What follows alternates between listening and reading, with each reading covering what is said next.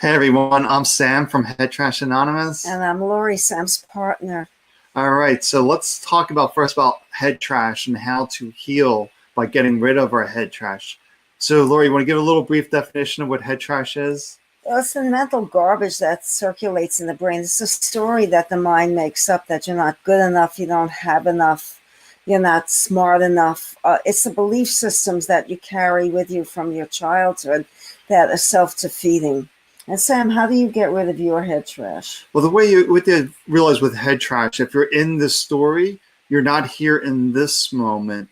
So the mind doesn't really understand that you're not here in this moment. So if you realize that you're in this story, then you're not here. So then you bring yourself to the present moment. Where are my feet? Where are my hands? Maybe you touch your shoulders. You get aware of your sensations, and that keeps you grounded in this moment. Then once you're grounded, then you can start dissolving some of these beliefs that are up there. Yes, but you need to get quiet to be in a place of peace so that you can connect to yourself and your intelligence of the universe can come through you to help to relieve this head trash that we have to understand things from within. Right. So if you want to heal relationships, you have to look at the belief systems around relationships and see that they're not true. So Lori, what are some of the beliefs that we pick up around relationships about deserving or worthy? Oh, I'm not good enough. I'm not attractive enough. I don't have enough. I'm not smart enough. People don't want me. I'm not lovable. That's a big one. It could be things that you heard in school, even from teachers, that if your grades and exams were a mark of what you felt was your self-worth rather than what you've learned, then you have a problem. That's a belief that you're not smart, that you're not good. The same thing in your relationship. When children teased you in school and made fun of you and you carry that with you, you're going to isolate and be alone a lot because the world will be a frightening place. So these beliefs, this head trash, it's insidious. And sometimes we don't even recognize that we have it. So by becoming quiet and practice stillness, we start to recognize when these thoughts come in, and we know we're not our thoughts, and our thoughts can be changed at any time. That's the power within. Right, Sam? You can change your thoughts. Yeah, you can change your thoughts and choose what thoughts. But you made a good point there that most of the time they're fear-based stories. Exactly, and fear is an illusion. Right, and what I'm getting is once you're in this fear state, the mind goes into a protective state. So it gives you all these kind of stories to keep yourself isolated. Exactly, and then there's that loneliness, and then the more you isolate, the less chance you have to find somebody, a relationship, or make friends. Then you're friendless, and that's a very difficult place to be. Human beings are social creatures. And if we learned from our childhood that the world is a friendly place, a safe place, and that love was all around us, we would be in a different state of mind.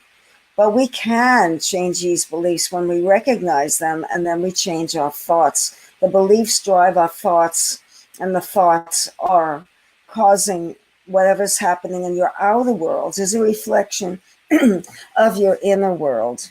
So that's the way you can judge what's happening inside. What's happening outside of you is a reflection of what's happening inside you. So yeah, that's really so. Maybe we have some beliefs around money that we picked up, like money doesn't grow on trees, or that you have to work hard for money. What are the other things you can think of? Well, money is bad. It's the root of all evil. It makes people greedy. It makes people mean. There are all kinds of negative beliefs around money. Yeah. And abundance is what we're here for.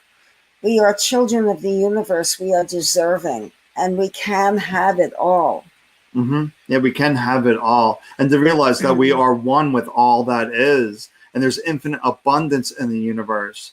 And one of the things we shared in our new book was that if your mind's in a lack, just go to an upscale neighborhood and you'll see that there's absolutely no lack. Exactly. There's no difference between you and that person living in that McMansion, if you will. They just have the mindset that they're deserving, that they're worthy of money.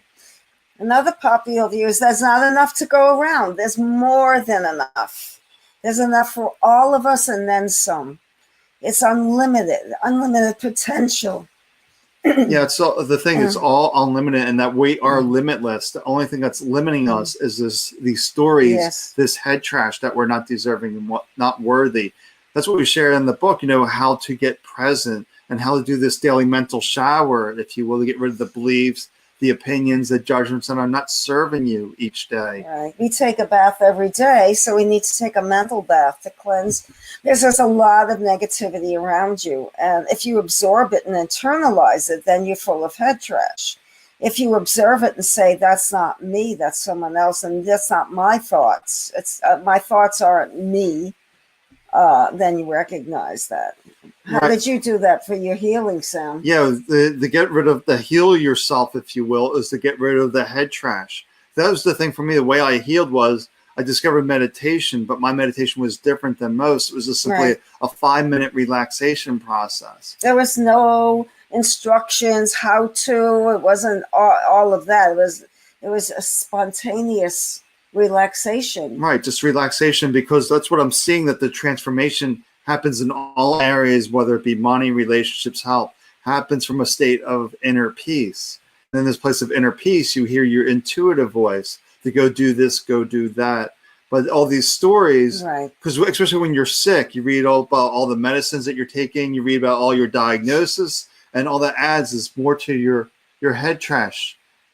So I see Shelley has joined us and Sarah. So thanks for watching us. So thank you very much. Yeah, we're just sharing some simple tips for healing, and we do have a book to go a little more into this, but it's really about learning to be present in this moment, accepting the situation as it is, not as the mind demands it to be, because that's resistance, but allowing this moment to be as it is, and it's just our current experience for us to grow, to learn.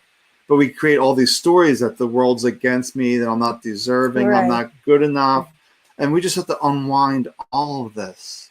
Definitely. I mean, you've done an amazing job reversing 5 diseases, and to credit to you, but it was just one day you heard that voice. What did you hear? Just perfect spirit. And we're all this perfect spirit. That's what we have to realize. That's why we really included this chapter in the book, that I'm not the exception. And even they talk about this in Bible and all these other texts. That which I can do, you can do too. But most people get in the belief system that, oh, they're special, they're unique. No, we're humans just like you. And within all of these different disguises, if you will, is that one perfect spirit, that one power. And we all share it because we're all connected. So we can all feel that. We can experience that love. And self-love is important. That's what happens when you get quiet. You realize you are perfect spirit. And that all is well. And for a series of months, you knew intuitively what to do because you were listening to your inner voice, your truth, not the head trash of the doctors or the naysayers or these people who were giving you horrible information. Not to say that you don't need to go to the doctor. We're not saying that, subscribing to that. But we're saying that you need to take responsibility by becoming quiet and listening to that inner voice. And that's a self-knowing. Right. That's unmistakable when that happens. You feel it. It feels right. It resonates. The vibrations are perfect. You're not afraid. You understand things. You feel it in your heart. Right. And that's the thing people get realized and taught, is that the answer's outside. The answer's out there someplace. But if we get quiet and listen to this voice, it knows all because it's connected to all. It is that perfect spirit, and is that state of oneness, that there's no separation.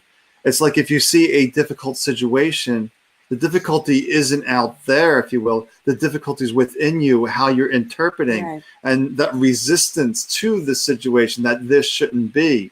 Like you're excluded from the human experience, that we all face these trials, these tribulations, but it's help us to learn, to grow, that it's happening for our benefit. And sometimes that's really hard to accept. And I couldn't accept that when I lost the ability to walk at age 37, when you're in the thick of it, the mud.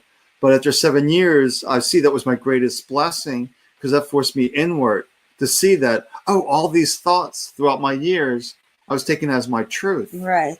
And it was disempowering. Like like we were talking about tonight, was when you're in the story, the head trash, you are not here. Yeah. And to be present is to have everything.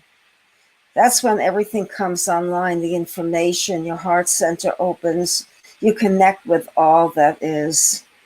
It's a very, very peaceful feeling in your heart. So we want to share that with you, a story, our life, our process of becoming the way we are now, healthier and whole. Right. Because we're all wholesome and healthy. Yeah, we are. That's our natural state. You've realized that your spirit is whole, complete, perfect. Oh, look at a baby, right? Yeah. Well, even still, it doesn't really matter what the body's going through.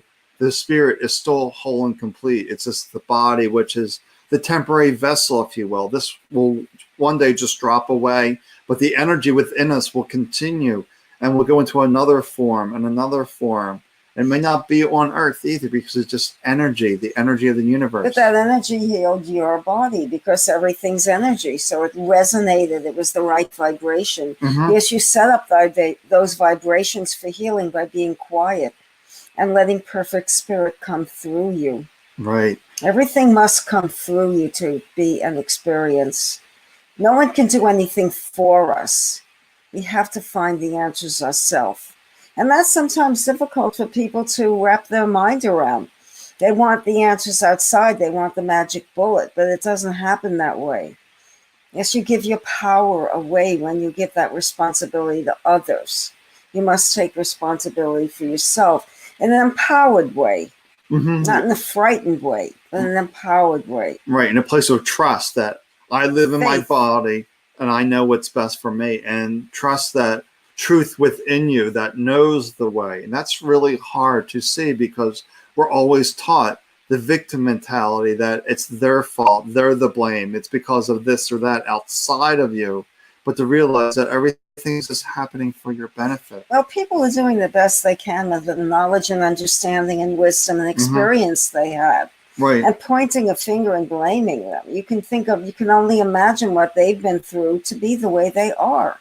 So that understanding leads to compassion, and compassion leads to wisdom.